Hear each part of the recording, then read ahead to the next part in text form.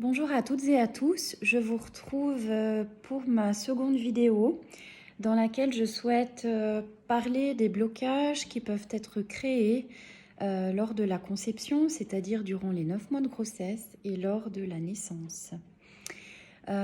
C'est un sujet sur lequel j'ai beaucoup de choses à dire.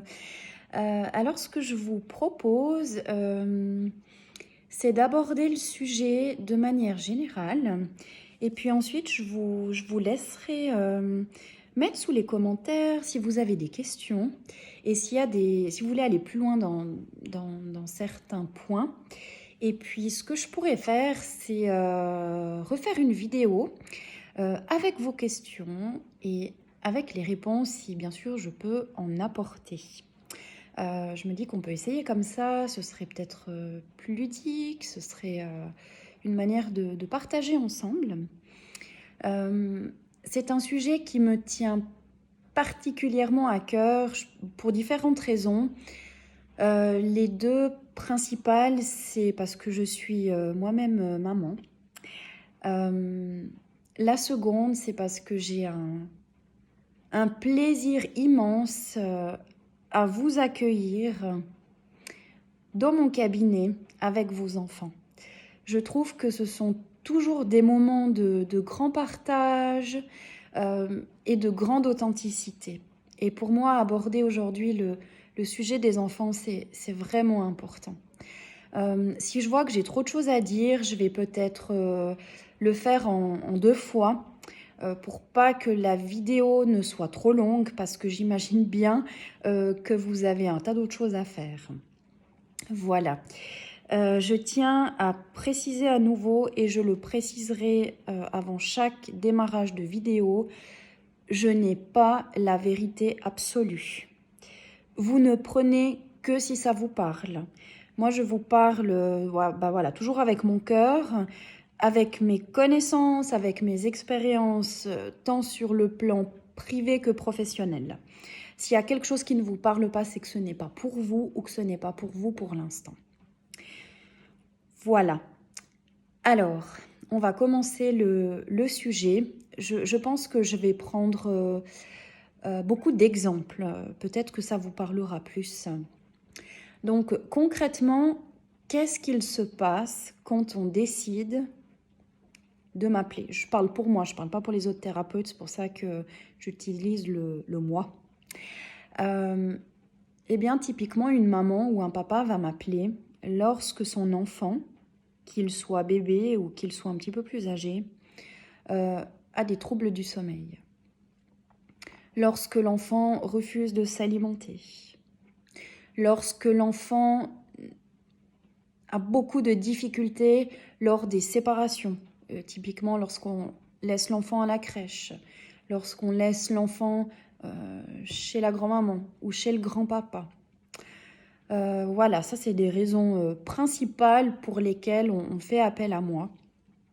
Donc la première chose que je vais demander à la maman, et si je le fais sous cette forme, c'est pour que vous, à la maison, si vous êtes concerné par ces problématiques, vous puissiez également vous poser la question.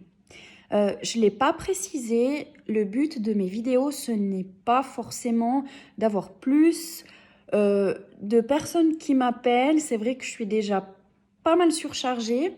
Le but de mes vidéos, c'est comme je l'ai dit dans la première vidéo, c'est vraiment de vous permettre chez vous d'avoir certaines clés pour que vous puissiez par vous-même déjà avancer. Voilà, c'est vraiment l'idée. Après, si vous m'appelez, je vais vous répondre, hein. Ça, il n'y a pas de souci. Je voulais préciser ce point-là. Donc, la personne arrive au cabinet. La première question que je vais lui poser, c'est, voilà, qu'est-ce que je peux faire pour vous? Et là, on va me dire, ben voilà, je viens vous voir parce que mon enfant, il ne dort pas, il se réveille toutes les nuits, il est tout le temps dans la colère, c'est très difficile de le poser quelque part, c'est des hurlements, on sent qu'il est triste, etc. Et là, la question que je vais poser, et c'est cette question qu'il faut vous poser si vous vous retrouvez là-dedans, la question c'est, ok, Comment s'est passée votre grossesse et la naissance? Et là, je dirais dans 95% des cas, on se rend compte qu'il y a eu des événements difficiles. Pas forcément pour le bébé, mais chez la maman. Ou le papa, mais en général, c'est chez la maman. Et là, la maman va peut-être me dire, vous voyez, avant de tomber enceinte, j'avais fait une fausse couche, donc toute la grossesse, j'ai été stressée, ce qui est légitime. Quand on a perdu un enfant, il est absolument légitime d'avoir du stress lorsqu'on retombe enceinte. Et là, ce que je vais expliquer, c'est, voilà, votre enfant, même s'il a juste 1 mois de conception, on parle de la conception là, eh bien, il est déjà une éponge et il va ressentir tout ce que vous ressentez. Et qu'est-ce qui va se passer alors de manière inconsciente? C'est que si vous, en tant que maman, vous avez auparavant fait une fausse couche et que cela génère du stress durant votre grossesse, et ça aussi c'est légitime, vous allez avoir peur de vous attacher à cette grossesse, de peur de perdre le bébé à nouveau. Et ça, c'est légitime.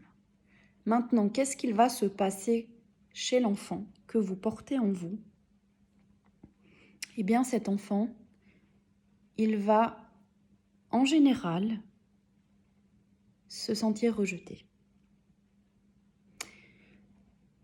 Et qu'est-ce qu'on fait quand on se sent rejeté? Dans la plupart des cas, on rejette.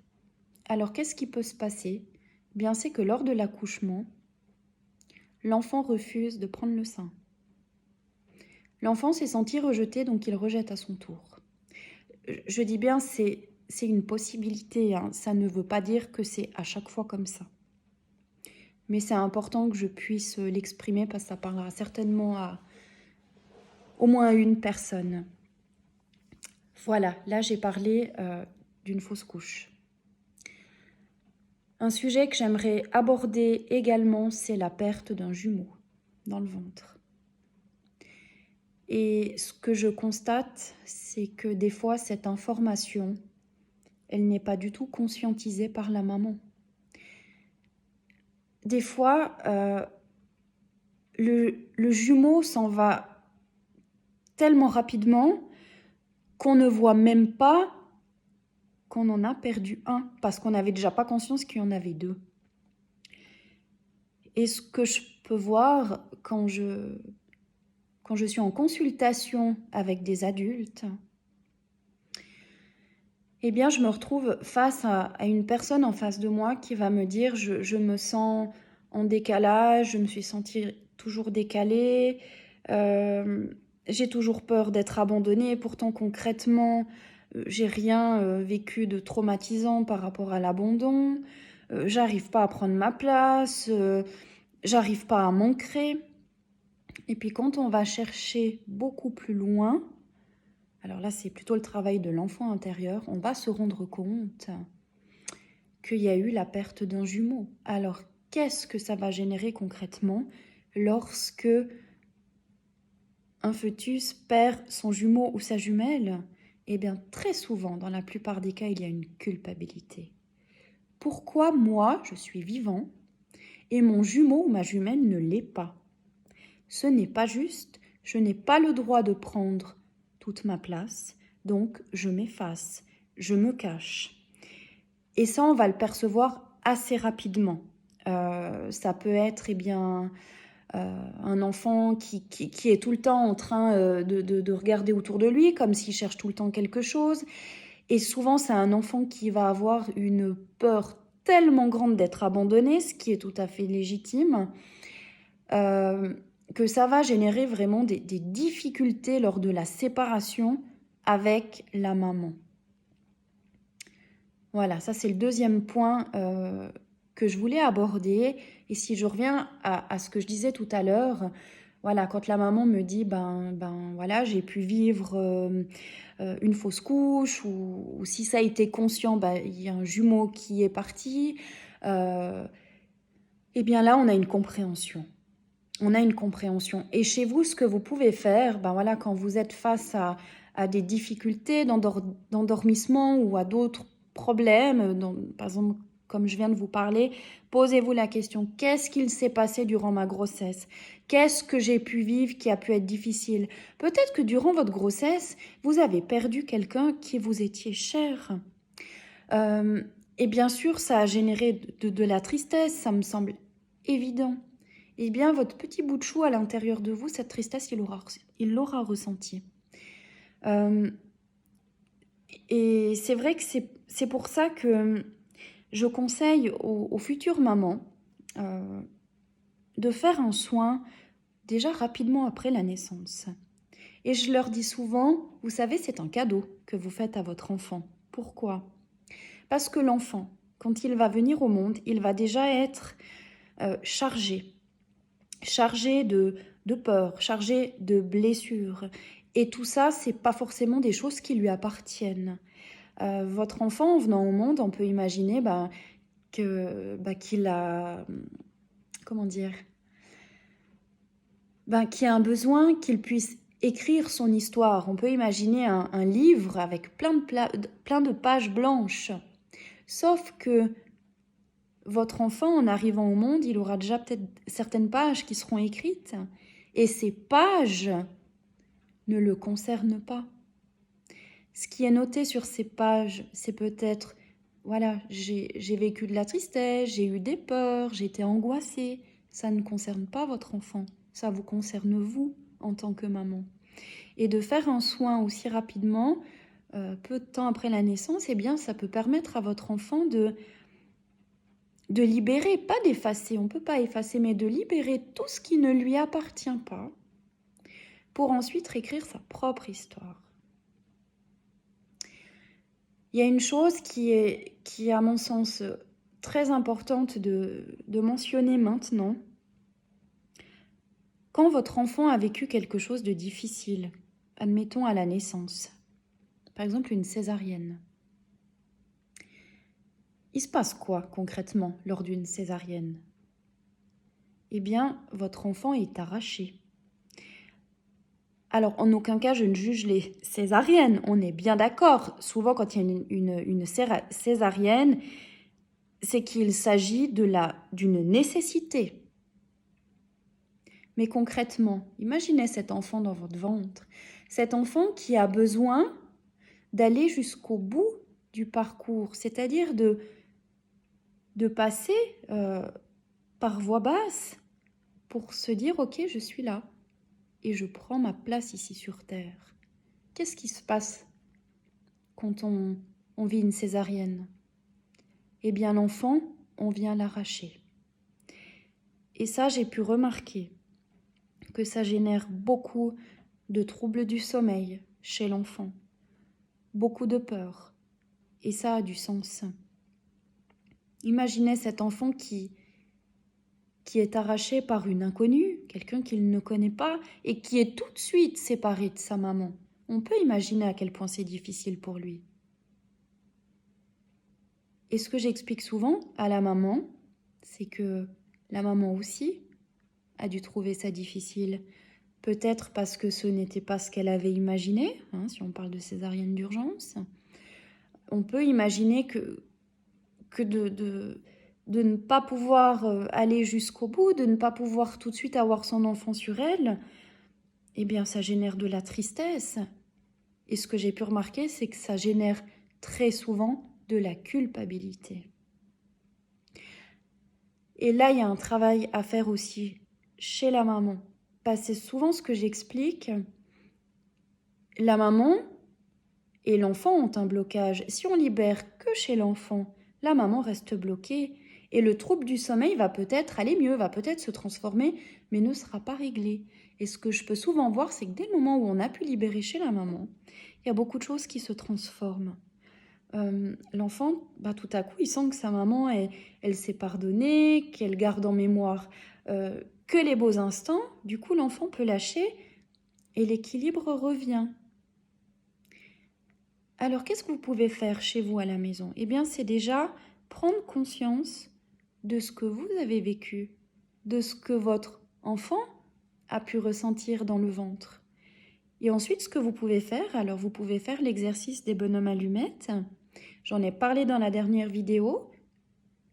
Je vais mettre le lien sous cette vidéo pour que vous puissiez voilà, voir de quoi il s'agit. Et souvent, quand on lit un petit peu ces bonhommes allumettes, ça nous donne l'envie d'en faire plein. Voilà, ça c'est une des clés. Sinon, ce que je peux vous conseiller, c'est quand vous avez pris conscience que vous avez une culpabilité, ce que vous pouvez faire, c'est prendre un moment de tranquillité, vous prenez quelques respirations et vous visualisez en face de vous votre enfant et vous lui parlez.